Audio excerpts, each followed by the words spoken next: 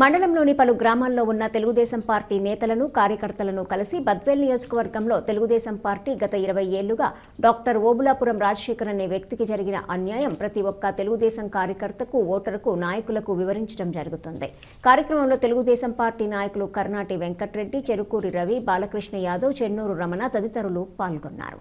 ఒకసారి బద్వేల్ నియోజకవర్గ నాయకులు, ఓటర్లు, యువ నాయకులు, ప్రతి బడుగు బలహీన వర్గాలు ఆలోచించండి. ఈ విధమైన అన్యాయాన్ని ప్రశ్నించడానికి ప్రతి ఒక్కరూ సహకరించాలన్నారు.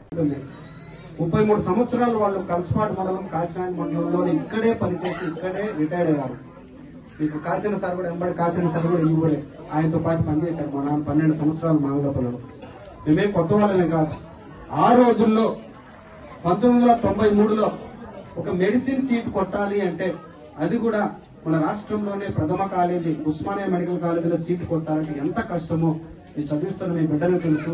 ఇప్పటికి కూడా ఉస్మానియాలో మన వాళ్ళలో, మన క్యాస్ట్ లో ఉన్న వాళ్ళలో, బద్వేల్ నియోజకవర్గంలో ఉస్మానియా చదివిన వాళ్ళు ఎవరు కూడా లేరు.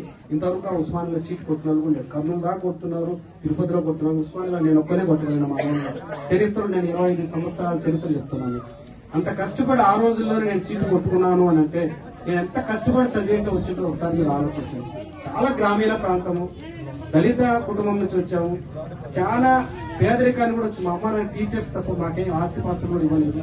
అలాంటి పరిస్థితులు నేను చదువుకున్న తర్వాత MBBS అయిన తర్వాత కూడా నేను ఎముక డాక్టర్గా ఆర్థోపెడిక్ చేసిన తర్వాత కూడా మన ప్రాంతంలోనే సేవ చేయాలని నేను ఏ నగరాలకు వెళ్ళలేదు, ఏ పట్టణాలకు వెళ్ళలేదు.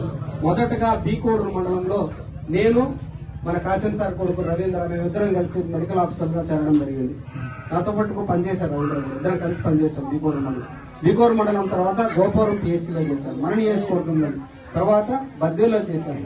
పక్కన బ్రహ్మంగారి మండలం సిద్ధవటంలో కూడా పనిచేశాను. రవీంద్ర అక్కడ కలసపాటు చేసే రోజుల్లో నేను గోపురంలో చేసేవాడిని.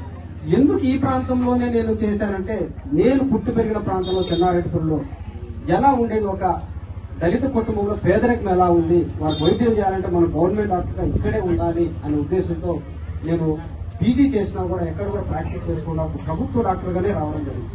మరి 2019లో ఆ రోజు తెలుగుదేశం పార్టీకి అవసరమయ్యి, విజయమ్మ గారికి అవసరమయ్యి నన్ను పిలిచినప్పుడు నా 18 ఏళ్ల సర్వీస్ నేను త్యాగం చేసి వచ్చాను.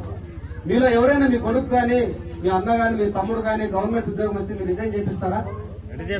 మరి నా 18 ఏళ్ల సర్వీస్ నేను త్యాగం చేసి వచ్చాను. చిన్నపిల్లలు నాకు అప్పుడు ఇంటర్మీడియట్ బాబు, 10th పాప. ఎంతో రిస్క్ చేయింది లైఫ్. రవీంద్ర ఉన్నాడు, రవీంద్ర చేయగలిగినాడు. ఎగ్జాంపుల్ చెప్తాను. మన క్యాస్ట్ లో ఎవరు కూడా అంత ధైర్యం చేయలే. సరే నేనే చేయకపోతే ఎట్లా అనే ఉద్దేశంతో 18 సంవత్సరాలు నేను ఉద్యోగాన్ని సర్వీస్ వదులుకొని వచ్చాను. 18 సంవత్సరాల సర్వీస్ వదులుకుంటే పెన్షన్ కూడా రాదు, మీకు తెలియదు. ఇప్పుడు కొత్తగా వచ్చిన వ్యక్తి 3.5 సంవత్సరం ఆయన పోగొట్టుకుంది. ఆయన పెన్షన్ వస్తుంది, ఎందుకంటే 25 ఏళ్ళు పనిచేశారు కాబట్టి. నేను పనిచేసిన తక్కువ కాలమే, నాకు పెన్షన్ కూడా రాదు. మరి ఎట్లా బతకాలి? అయినా కూడా రిస్క్ తీసుకుని నిజమ్మ గారి కుటుంబాన్ని నమ్ముకుని, నాకు చంద్రబాబు నాయుడు ఎవరు తెలియదు, ఇక్కడ కూర్చున్న తెలుగుదేశం పార్టీ నాయకులు కూడా ఆ రోజుల్లో ఎవరు తెలియదు. కేవలం నిజమ్మ గారి కుటుంబాన్ని మాత్రమే నమ్ముకొని రావడం జరిగింది. వచ్చిన తర్వాత, ఓడిపోయిన తర్వాత కూడా నేను ఏమాత్రం వెనకం చేయాల. మే 24, 2019లో రిజల్ట్స్ వస్తే మే 28, 2019 ఎన్టీ రామారావు గారి బర్త్డే 4 రోజులు అయింది రిజల్ట్స్ వచ్చి. అందరూ తెలుగుదేశం పార్టీ నాయకులు అవమానపరంతో లోపల కూర్చోన్నారు. తెలుగుదేశం పార్టీ వ్యవస్థాపక అధ్యక్షులు ఎన్టీ రామారావు గారి బర్త్డే చేయడానికి కూడా ఎవరు బయటకు రావడం లేదు. ఆ రోజుల్లో నేను వెళ్ళి ఎన్టీ రామారావు గారి విగ్రహానికి పూర్వమాలు వేసి అప్పుడు ఒక నాయకుడు విన్నారు, సార్ మీకు ఏమైనా అవమానపరంగా లేదా అని.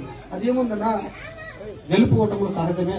వాళ్ళ పార్టీకి పనిచేయాలని వచ్చాను. ఒక 18 సంవత్సరాలు నేను నా ఉద్యోగాన్ని వదులుకుని ఒక 18 సంవత్సరాలు రాజకీయ ఉద్యోగం కోసం నేను వచ్చాను. రాజకీయంగా నేను స్థిరపడాలని వచ్చాను కాబట్టి నాకు ఏ రోజు వచ్చిన అవకాశాలు నేను వదులుకోను. పెద్ద ఆయన బర్త్డే చేద్దాం పదని చెప్పి చేయడం జరిగింది. ఆ రోజు మొదలుకొని 2019 మే 20 మొదలుకొని ఇప్పటిదాకా వీరు ఆ క్యాండిడేట్ అనౌన్స్ చేసే సాయంత్రం 5 గంటలకు అనౌన్స్ చేస్తుంటే ఆ మధ్యాహ్నం 1 గంట దాకా కూడా నేను నిరాహార దీక్షలో ఉన్నా. దాదాపు 117 ప్రెస్ మీట్లు పెట్టాను, నేను ధర్నాలు చేశాను, ర్యాలీలు చేశాను. వాళ్ళు వెళ్ళి హైదరాబాద్ లో కూర్చుంటే 3 సంవత్సరాలు బద్వేలు ముఖం కూడా చూడకపోతే నేను చేశాను ర్యాలీలు, ధర్నాలు. నా మీద కేసులు పెట్టించాను. వెంకరెడ్డి గారిని ఒక రోజు నేను మాట్లాడడం జరిగింది. నీ జరిగిన అన్యాయాన్ని ప్రజలకు నేను తీసుకుపోతాను రా అని ధైర్యంగా, ఆయనకు ఒత్తిళ్లు ఉన్నాయి, ఇప్పటికీ ఒత్తిళ్లు ఉంటున్నాయి. ఒత్తిళ్లు ఉన్నప్పటికీ కూడా నేను తీసుకుపోతున్నా అని చెప్పి ఈరోజు నా వెన్ను తప్పి నన్ను తీసుకురావడం జరిగింది. ఆయనతో పాటుగా వెంటనే బాలరెడ్డి అన్న గారు కూడా నేను కలవడం జరిగింది. మేము ఉన్నాంపా, మేము చేస్తాం పదా అని చెప్పి మేము ప్రజల్లో తిప్పుదాం పదా అని చెప్పి రాజపాలెం నుంచి బాలిరెడ్డి గారు కూడా మాకు ఈ రోజు వెళ్ళబెట్టి ఎంతో వాళ్ళ ప్రజెస్ ఉన్నా కూడా ముందుకు రావడం జరిగింది.